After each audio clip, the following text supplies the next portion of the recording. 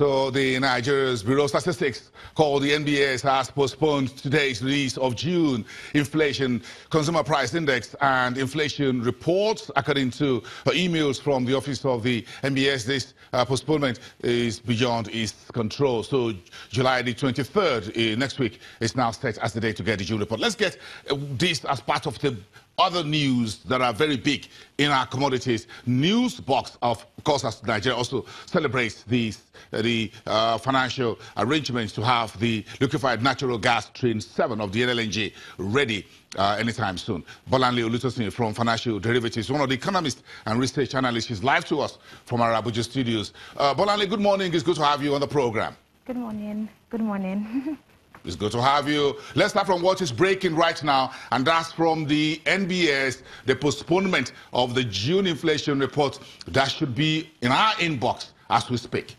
It's surprising because we all expected the results to be out today and, discuss on what the implications are. And now it's been moved to the day of the beginning of the MPC meeting, which is quite tricky because would the MPC have enough information to make, decisions, or would they have enough time to digest, the information that they've gotten on the first day of the meeting? No, they're not going to have time. They will not have the time.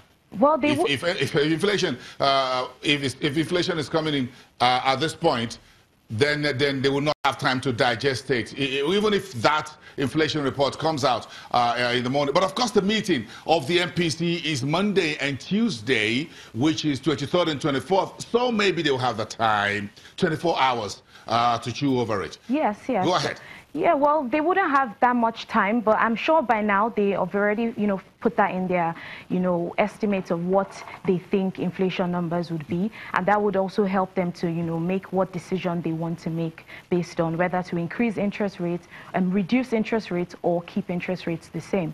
Nonetheless, well, for us right here, it's a bit difficult for us because we can't even, predict what the MPC will do at this point.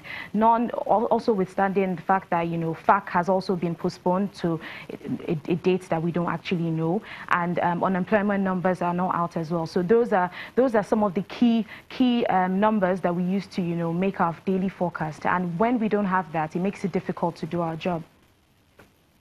Yes, it makes it difficult for you to do your job as a research analyst and economist, and it makes my job as a business journalist also difficult. So we're waiting for the Q4 2017 unemployment report and underemployment. We don't have the Q4, we don't have the Q1 2018, we don't have, we're still putting heads together for our Q2 GDP. Now we don't have June inflation report. That makes things difficult as to what we'll be looking at. But let's keep an eye on that. But first, let's go back to what's making headlines in your news box at FDC this morning. From the commodity front, it looks very heavy. Take us through this. The NLNG is one story everybody's feeding on, even on social media. How this $4.3 billion putting pen to paper in London 2 days ago will fast-track Train 7 of the NLNG. Yeah, we do have a lot to chew on this morning. Like the Nigerian LNG seeks to raise about $7 billion to finance, their Train 7. They seek to raise that from the global financial market. We also have a statement from the president saying that, Nigeria is set to sign the African Free Trade Agreement. We also have the fact that oil prices have dipped to about $74 per barrel, which is way below last week's average of about $77 per barrel. We have the fact that external reserves have slipped marginally to about $47 billion. And we also have the fact that exchange rates in the parallel markets have remained stable at 361 naira to the dollar. But also in the IE window, we've seen slight depreciation to about 362 naira to the dollar. And last but not the least, we have the fact that Nigerian breweries are set, or they seek to raise 8 billion naira in commercial paper as well, which is great news to hear. Yes, great news, some good news, some not so good. Let's take that to the next level where we're looking at what is good news. Why is the NLNG story such a big one, as it were? The most important aspect of it is the power issue. We know we've had serious issues with power, although today power has increased to about 3,900 or over 3,900 megawatts as of today. But we've seen that the major constraints for power has been gas, which is about 2,000 megawatts.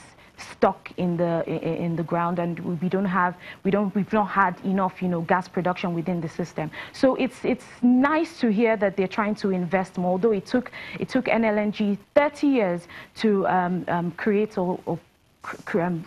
the 6 lines that we already have, the 6 train lines that we already have, so which is an average of about 5 years per train. So we expect that this new train 7 should take about 5 years, but nonetheless it's great news, and it would increase our gas production from about 22 million per annum to about 30 million per annum. So that's great news. And Bolanle, if you spend 5 years to build a single train, other producers are moving at a faster pace. You look at the Middle East, you look at Morocco, and other gas producers, they're not spending 5 years to build a single train. So 30 years, Nigeria will be able to build only 6 trains. Who waits for you for 5 years? Folks are exporting virtually every day.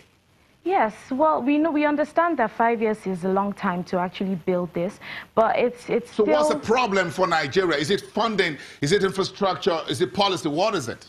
I think it's a mix of everything. First of all, funding is a major issue. It's taking them so long to, how long is it going to take them to raise, this $7 billion to fund this train?